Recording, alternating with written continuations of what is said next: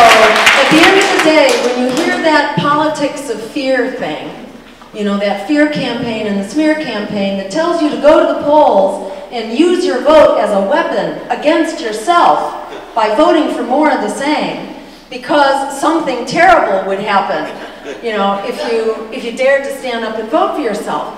Two things I want to pass on to you, because it's really important for rebutting that nonsense.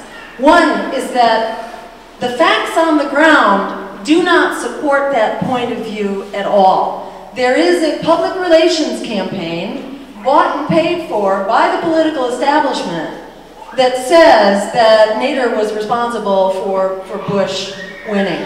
But in fact, and they want you to think that because they don't want political opposition. It's much nicer not to have it, period. So they've got this big campaign to talk us into silence. But the facts on the ground, and there were many studies, including by CNN and others, that did exit polls.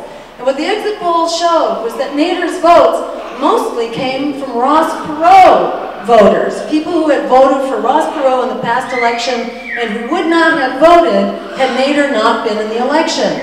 Besides that, he drew equally from Democrats and Republicans, equal numbers from both, but those numbers were far outstripped by the voters who were independents coming out to vote for him alone. So reject that propaganda that Nader was responsible for a bad thing. It was the Supreme Court that was responsible for a bad thing.